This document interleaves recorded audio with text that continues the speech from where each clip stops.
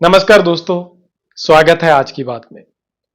दोस्तों, जब कोई राइटर एक कैरेक्टर लिखता है तो उसके दिमाग में होता है एक खास अंदाज कि ये किरदार किस तरह बोलेगा। फिर डायरेक्टर उस चीज को समझता है और कई बार अपने हिसाब से कुछ उसमें स्टाइल डालता है। पर कई कलाकारों का अपना स्टाइल इतना जबरदस्त होता है कि राइटर उसी हिसाब से लिखते हैं और डायरेक्टर उनको उसी हिसाब से कैरेक्टर प्ले करने को बोलते हैं। और दोस्तों, ये स्टाइल इतने मकबूल होते हैं कि आपने देखा होगा कि कॉलेज फंक्शंस में इनकी मिमिक्री करके तालियां बटोरी जाती हैं। पर कुछ एक्टर्स का स्टाइल उनके इस दुनिया से जाने के बाद भी उनकी पहचान बना रहता है। पर कितनी देर तक? 1 साल, 2 साल या 4 साल? आपको एक किस्सा सुनाता हूं। 2008 में एक फिल्म आई थी और 2008 में आई ये फिल्म आधारित थी एक अंग्रेजी फिल्म के ऊपर जिसका नाम था blame it on bell boy. Hindi में ये फिल्म बनी 1, 2, 3। और 1, 2, 3 में एक किरदार निभाया था संजय मिश्रा ने। तो संजय मिश्रा ने उस किरदार के लिए खास अंदाज को अपनाया जिसमें वो अपने बॉस को बोलते हैं पापास। और ये स्टाइल लोगों ने बहुत पसंद किया। और दोस्तों, आपको ये जान के हैरानी होगी कि ये स्टाइल जिस एक्टर का था, वो एक्टर 2008 से बहुत पहले यानी कि 1987 में इस दुनिया को छोड़ के जा चुका था। जी हाँ, जीवन।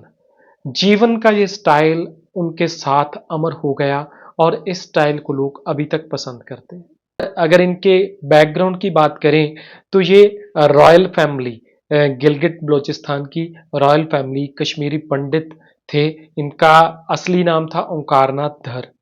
और इनके जन्म होते इनके माताजी इनको छोड़ के चले गए और जब ये बचपन में ही थे तो इनके पिताजी भी इनको छोड़ के चले गए। उसके बाद घर का कुछ माहौल ऐसा था कि इनके दादाजी सख्त हुआ करते थे स्वभाव के। तो इनको फिल्मों की बात करनी या फिल्मों के बारे में सोचने का हक हकूक नहीं था अपने घर में।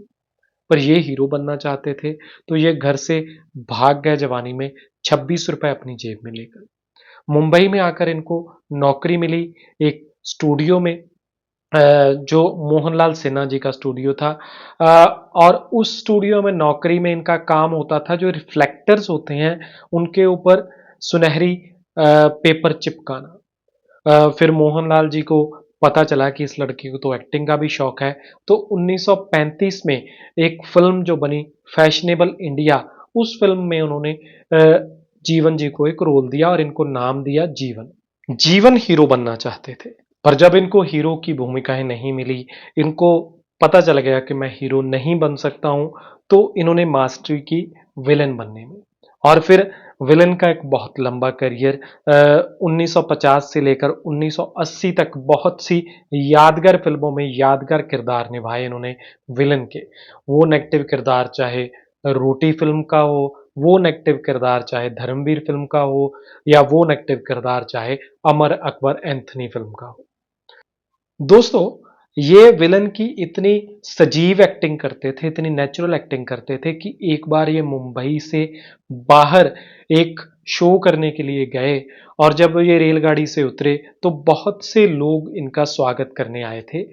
पर तभी इनके चेहरे पे एक चप्पल आन गिरी और ये बड़े हैरान हो गए।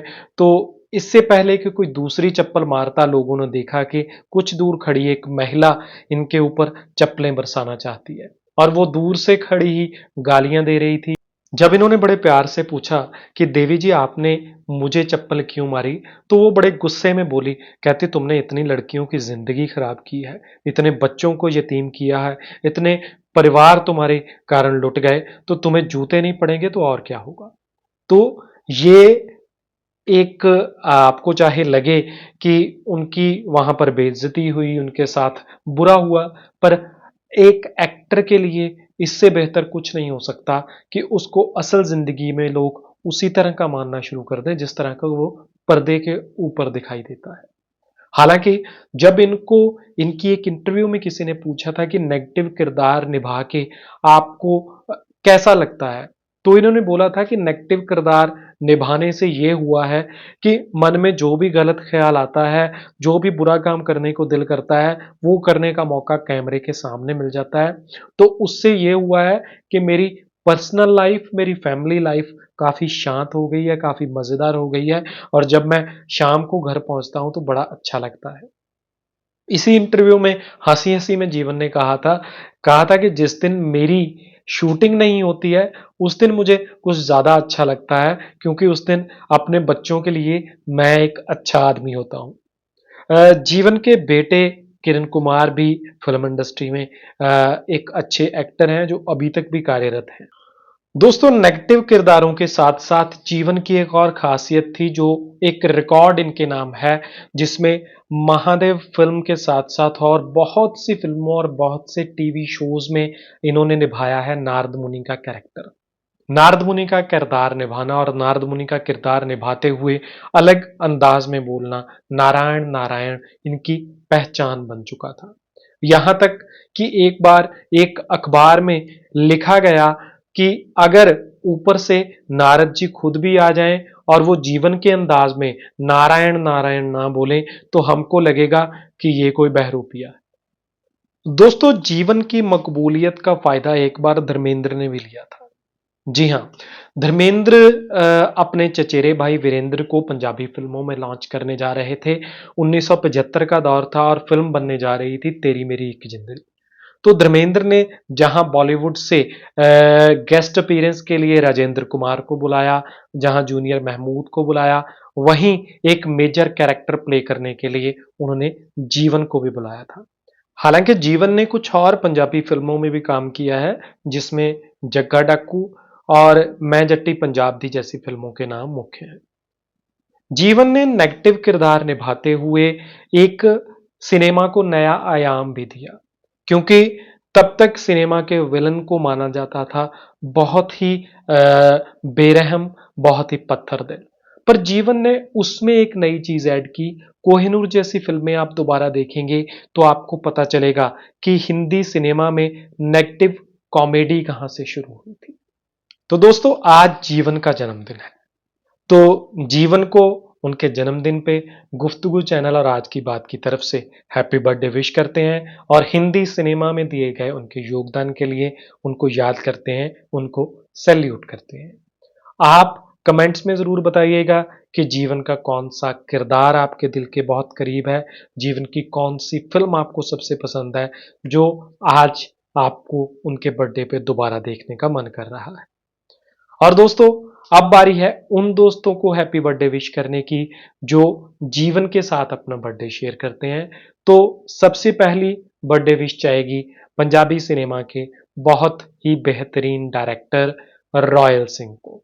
जी हाँ, अमानत, सरेंडर और तैनू घोड़ी किन्ने चढ़ाया जैसी फिल्में कर चुके रॉयल सिंह का आज जन्मदिन है। तो आज की बात और गुफ्तगू चैनल की तरफ से उनको हैप्पी बर्थडे विश करते हैं। उसके बाद दूसरी बर्थडे विश आएगी जी जनाब जैसे बहुत बड़े हिट शो और उसके साथ और बहुत सारी फिल्मों और शोज को एडिट करने वाले संजीत गौतम के लिए। तो संजीत गौतम को गुफ्तगू चैनल आज की बात की तरफ से हैप्पी बर्थडे विश करते हैं। और पिछले 30 साल से पंजाबी इंडस्ट्री में और हिंदी इंडस्ट्री में एक्टिव बहुत सी बड़ी बड़ी फिल्मों में प्रोडक्शन कंट्रोलर और प्रोडक्शन इंचार्ज काम कर रहे बॉबी भाटिया का भी आज जन्मदिन है। तो बॉबी भाटिया को भी गुफ्तगू चैनल और आज की बात की तरफ से हैप्पी बर्थडे विश करते हैं। और दोस्तों अगर आप इसी तरह के फिल्मी किस्से पसंद करते हैं, इसी तरह की फिल्मी कहानियां पसंद करते हैं, ज़रूर सब्सक्राइब कीजिए गुफ्तगू चैनल को, ज़रूर लाइक कीजिए गुफ्तगू चैनल के पेज को।